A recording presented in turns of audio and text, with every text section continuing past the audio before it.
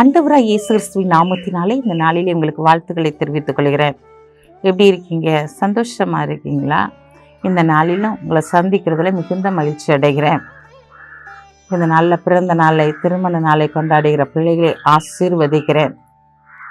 இந்த நாளிலும் கூட நம்முடைய வாழ்க்கையில் இதெல்லாம் நடக்கவே நடக்காது, இது எப்படி நடக்கும், இது நடக்காது அப்படின்னு சொல்கிறோம் இல்லையா?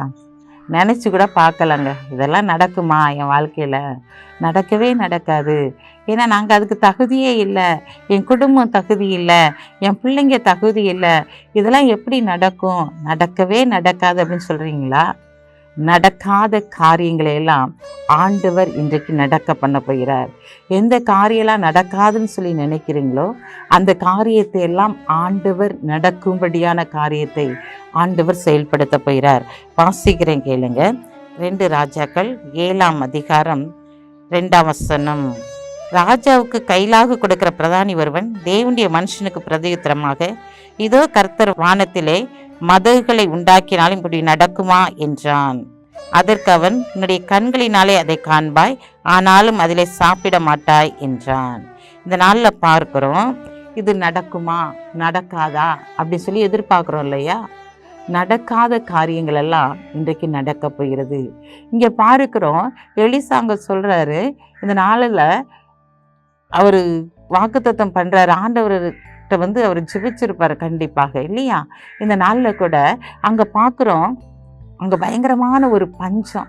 அந்த பஞ்ச காலத்தில் அங்கே ஒரு கழுதையின் விலையே 80 வெள்ளிக்காசுக்கு போகுதான். அப்படிப்பட்ட ஒரு பஞ்ச காலத்திற்குள்ளாக அன்றைக்கு அவங்க காணப்படும் போது அந்த ராஜா சொல்கிறான், அந்த எலிசாவை கூட்டிகிட்டு வாப்பா அப்படின்னு சொல்கிறான். அப்போ அந்த எலிசா அங்கே சொல்கிறான், நாளைக்கு இந்த நேரத்தில் இப்படிலாம் ஒன்று ஆண்டவர் நினச்சி போகிறார், ஆசீர்வதிக்க போகிறாரு அப்படின்னு சொல்கிறான். அப்போ கைலாக கொடுக்குற ஒரு பிரதானி சொல்கிறான், இதெல்லாம் எப்படி நடக்கும்? ஆண்டவர் மதகுகளை திறந்தா கூட இப்படிப்பட்ட ஒரு ஆசீர்வாதத்தை நினச்சி முடியாது, பெற்றுக்கொள்ள முடியாதே அப்படின்னு சொல்கிறான். நடக்குமான்னு கேட்குறான். அப்போ தான் சொல்கிறாரு, நீ அதை கண்ணால் பார்ப்பப்பா, ஆனால் நினச்சி மாட்டேன், சாப்பிட மாட்டேன் அப்படின்னு சொல்கிறார். அதே போல தாங்க இன்றைக்கு உங்களுடைய வாழ்க்கையில் பஞ்ச காலம், ஒரு வறுமை, ஒரு தரித்திர நிலைமையில் நீங்கள் காணப்படலாம். இந்த நிலைமையை ஆண்டவர் மாற்றப் போகிறார். இந்த நிலைமை உங்களுடைய வாழ்க்கையில் ஒரு மாற்றத்தை உண்டு பண்ண போகிறது. இந்த காரியத்தில் ஆண்டவர்கிட்ட நீங்கள் போராடி ஜெபித்து கொண்டு இருக்கலாம், உபவாசித்து ஜெபித்து கொண்டு இருக்கலாம். எப்போது இந்த பஞ்சம், இந்த தரித்திரம், இந்த வியாதி இந்த நாளில் எப்போ மறைஞ்சு போகும்? என்னுடைய குடும்பத்தில் சமாதானம் இல்லை, பிரச்சனை மேலே பிரச்சனை, கடன் பிரச்சனையோடு நான் வாழ்ந்து கொண்டு இருக்கிறேன், எப்போ இது மறைந்து போகாதா என்று சொல்லி, இது நடக்காதா ஆண்டவரே? இயற்கைக்கு அப்பாற்பட்ட அதிசயங்களை நீர் என்னுடைய வாழ்க்கையில் செய்தால் மாத்திரமே இந்த காரியத்தில் நான் ஒரு மேன்மை அடைய முடியும்னு சொல்லிட்டு நீங்கள் நினைச்சுக்கிட்டு இருக்கீங்களா? இன்றைக்கு ஆண்டவர் உங்களை பார்த்து தான் சொல்கிறாரு, இன்றைக்கு நடக்காத காரியங்களை எல்லாம் நான் நடப்பிக்கும்படியாய் கடந்து வந்திருக்கிறேன். உங்கள் குடும்பத்தில் இந்த காரியம்லாம் இருந்தால் நல்லா இருக்குன்னு சொல்லி தான் நீங்கள் நினச்சிருப்பீங்க. ஆனால் ஆண்டவர் இன்றைக்கு சொல்கிறாரு, நடக்காத காரியத்தெல்லாம் நான் இன்னைக்கு நடத்தி காட்ட போகிறேன். இங்கே பார்க்குறோம், பஞ்ச காலத்தில் ஆண்டவர்களுக்கு உணவளிக்கும்படியாக அந்த ஜனங்கள் அவ்வளோ ஆகாரத்தை விட்டுட்டு என்ன செஞ்சுட்டாங்க? ஓடி போயிட்டாங்க. ஆண்டவர் சொன்ன வாக்கு தத்தத்தை அங்கு நிறைவேற்றுகிறார். அந்த பிரதானி கண்களால் பார்க்குறான், ஆனால் அவனால் என்ன செய்ய முடியல? சாப்பிட முடியல. ஆம் பிரியமானவர்களே, இந்த நாளிலும் கர்த்தர் அதினதின் காலத்தில் நேர்த்தியாய் செய்து முடிக்கிற தேவனாய் இருக்கிறபடியினால் இந்த நாளிலே உன்னுடைய வாழ்க்கையில் ஒரு அற்புதம் நடைபெற போகிறது, ஒரு அதிசயம் நடைபெற போகிறது, ஒரு செழிப்பு உன்னுடைய குடும்பத்திற்குள்ளாய் உண்டாக போகிறது.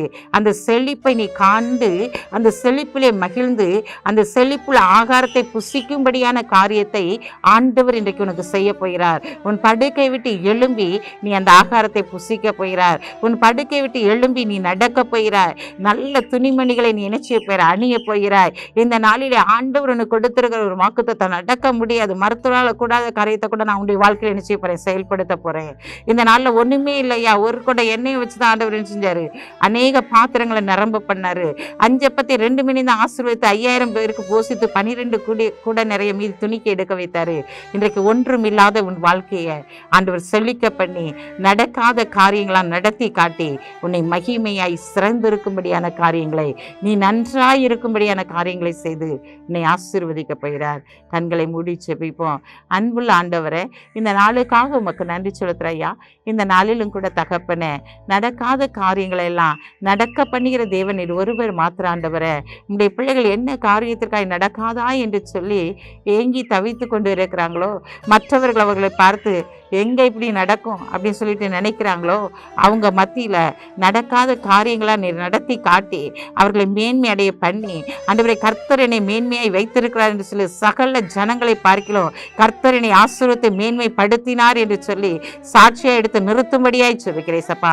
இந்த நாளை பிறந்த நாளை திருமண நாளை கொண்டாடுகிற பிள்ளைகளை இயேசுவின் நாமத்தினால் ஆண்டவரை நாங்கள் ஆசீர்வதித்து ஜெபிக்கிறோம்.